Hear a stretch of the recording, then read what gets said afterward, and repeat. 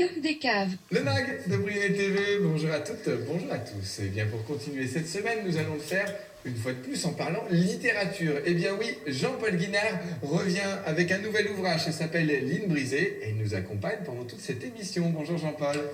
Bonjour Guillaume.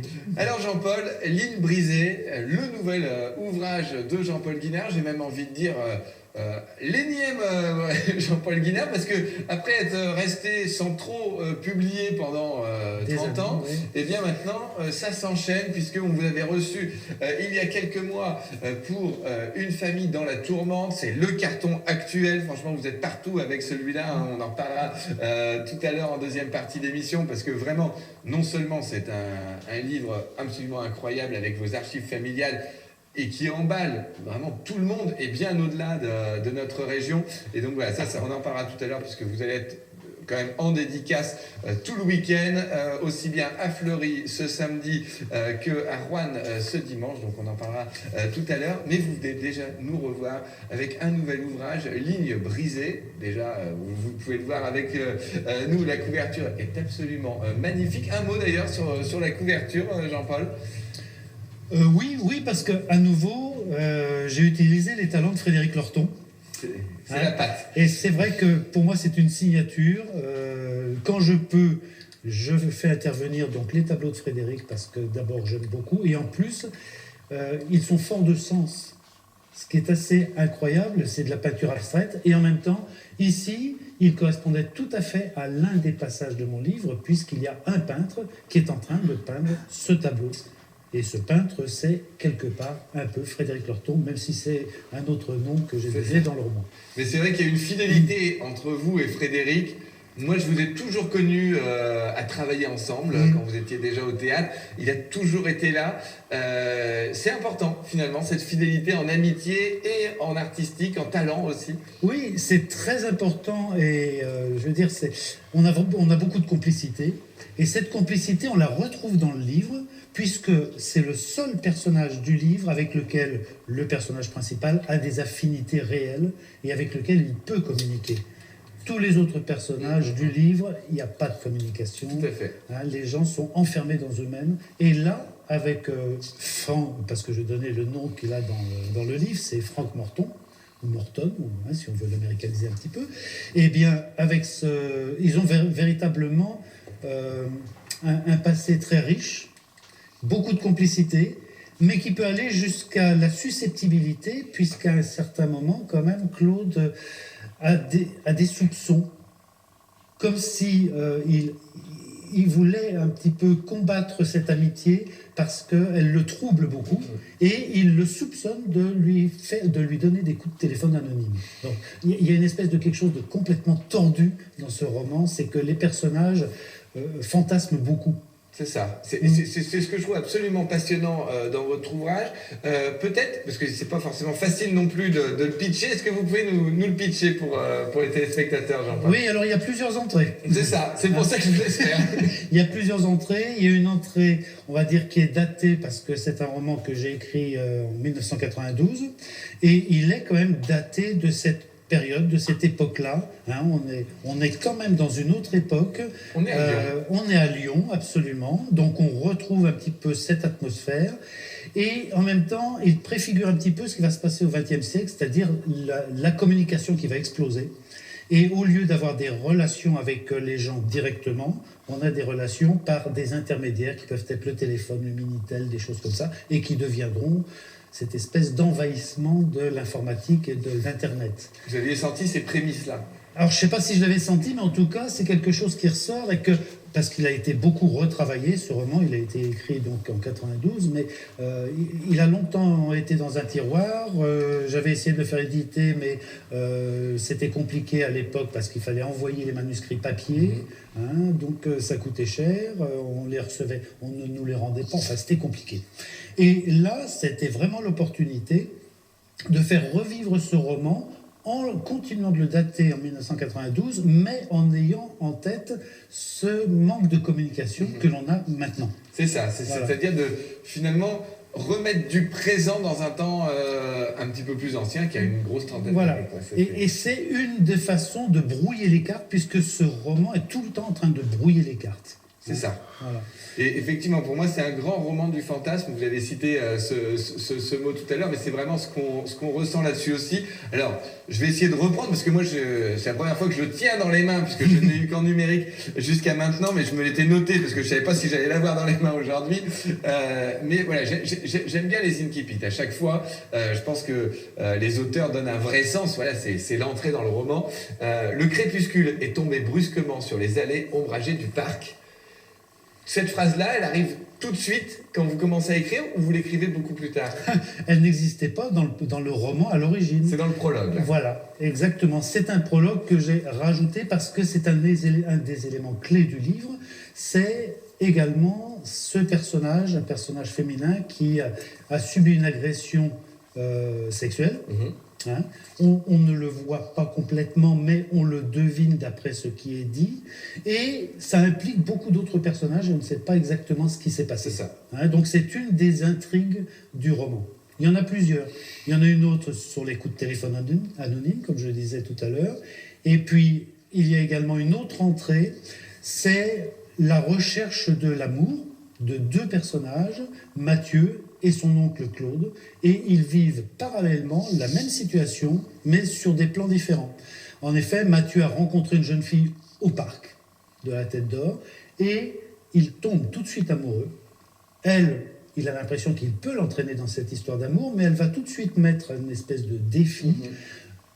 Il ne s'agit pas de se rencontrer tant qu'on ne se sera pas tout écrit. C'est-à-dire que ce défi, elle lui pose d'emblée, il faut absolument, parce qu'il lui a dit qu'il était poète, et bien elle le prend au mot. Donc on ne se rencontrera à nouveau que lorsqu'on se sera tout dit par écrit. Jean-Paul, on va continuer d'en parler avec vous, parce que moi j'ai aussi envie de creuser un petit peu ce Mathieu. Ce sera dans la deuxième partie du MAG, juste après la pause sur BNT TV.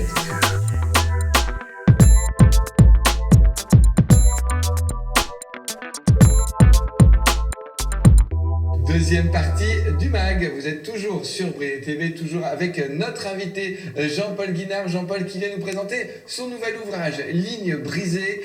C'est voilà, le nouveau Guinard qui sort juste avant les fêtes. Ça aussi c'est intéressant. Est-ce qu'on ressent quelque chose de particulier de savoir que des personnes vont peut-être ouvrir des paquets cadeaux et que ce sera votre ouvrage? Je leur souhaite. Je leur souhaite parce que ce sera un beau cadeau et surtout c'est un cadeau qui dure longtemps. C'est ça, exactement. Celui-là, on le gardera longtemps. On a lu tout à l'heure l'incipit du prologue, hein, donc c'était finalement ce que vous avez vraiment rajouté par rapport à 1992. Vous allez me dire celle-ci, qui était peut-être la première phrase du roman à l'époque. En toute chose, il y a toujours une première fois. Ah oui, ça aussi c'est important. Hein. Et bon, je ne vais pas dire comment ça se termine, mais en toute chose, c'est vrai qu'il y a toujours une première fois et c'est quelque chose que l'on va forcément, qui va forcément nous suivre. C'est toujours comment réussir cette première fois. Hein. Et là, c'est quelque chose qui va être également récurrent. On a l'impression que les personnages veulent toujours revenir à une première fois parce que tout va se jouer à ce moment-là. Hein. Justement, cette première fois, je vous ai coupé un petit peu juste avant la pause parce qu'on avait déjà pris un peu de retard, mais voilà, ce Mathieu, poète, qui vit cette histoire d'amour avec cette jeune fille, il y a beaucoup de Jean-Paul Guinard. Il y a une partie de moi, en effet, quand j'étais beaucoup plus jeune, puisqu'il est étudiant et je me suis un petit peu projeté dans cet étudiant. Bon, mais il y a aussi un moment où on bifurque complètement. Bien sûr. Mais en tout cas, sur ce jeune poète qui a envie de tout écrire, ou en tout cas, pas forcément envie d'ailleurs, mais en tout cas où on lui impose de tout écrire, moi c'était votre visage jeune que j'avais en tête. Oui, sûrement. Oui, puis toutes ces tentatives de piocher dans toutes les situations, et en même temps de se rendre compte que ça n'est pas possible, parce qu'à un certain moment, il bute justement sur le tout écrire. Non, on ne peut pas, et c'est là où la relation va échouer avec la jeune fille qu'il a rencontrée. Bon Jean-Paul, moi il y a quelque chose aussi où je vous remercie dans ce roman, c'est déjà l'amour que vous donnez à Erik Satie, et surtout où vous m'avez replongé, parce que même le nom, je ne sais pas comment il avait pu disparaître de mon esprit, mais c'est les Gnossiennes, que vous citez à plusieurs reprises dans cet ouvrage. Quelle est l'importance de ces solos de piano dans votre vie? Alors, déjà l'importance de l'art, parce que je disais tout à l'heure qu'on n'a que des personnages qui n'arrivent pas à communiquer. On parle beaucoup, mais on n'arrive pas à communiquer. Hein. Et finalement, il n'y a que grâce à l'art, c'est le seul vecteur qui permet vraiment aux gens de communiquer parce qu'ils n'ont pas besoin de parler. Et là, ils sont uniquement dans la contemplation, ils sont dans l'amour de la création. Et c'est une des quêtes du livre, c'est finalement une quête artistique, hein, qui est peut-être ce qui rassemble, ce qui réunit et ce qui émeut vraiment. Le reste, on a l'impression d'être à côté, on a l'impression d'être dans le mensonge. Là, on est dans la vérité. Hein. Et pour vous alors, Satie et les Gnossiennes? Ah ben, c'est encore une fois Frédéric Lorton, parce que c'est lui qui jouait sur son piano des Gnossiennes. Et il avait je me posais la question si c'était vous ou pas, mais non, c'était Frédéric. Et il avait découvert des partitions, et il s'était amusé à lire les espèces de commentaires que fait Satie sur ces partitions, qui sont complètement loufoques, et en même temps, qui vont donner le ton. Alors, cette scène est très importante dans le roman, parce qu'on se rend compte que finalement, on a besoin d'être guidé. Hein. Tout à fait. Et il n'y a rien de... il n'y a aucune personne qui est mieux placée pour nous guider que l'artiste qui nous entraîne et nous plonge dans cette œuvre. C'est ça. Et on passe à la première, à la deuxième, à la troisième, comme ça, au fur et à mesure. Et c'est vraiment... En tout cas, moi, ça a été un de mes passages favoris, parce que aussi, ça m'a replongé dans toute une culture qui m'avait passionné quand j'étais plus jeune aussi. Mais finalement, et c'est là que je me suis dit, ce qui me raconte là, Jean-Paul Guinard, eh bien, c'est aussi son retour de jeunesse, et finalement, c'est comme ça qu'à l'âge finalement où moi je l'avais aussi vécu. Finalement, là où vous me parlez de Satie, eh ben, c'était à l'âge où je l'écoutais aussi. C'était assez formidable. Il y a des correspondances. Hein. Tout à fait. Et on retrouve la même chose dans le tableau de Frédéric, tout au moins de Franck, Franck Morton dans le livre, puisque c'est Franck qui va également guider les impressions que va ressentir Claude par rapport à sa peinture. Hein, c'est-à-dire que s'il n'était pas là pour lui expliquer qu'il se passe quelque chose de complètement mystérieux, eh bien, Claude passerait complètement à côté de cette peinture qui a un pouvoir, qui a vraiment un pouvoir surnaturel. C'est vrai. Et de toute façon, les œuvres de Frédéric Larton l'ont aussi. Exactement. Ça s'appelle Ligne brisée.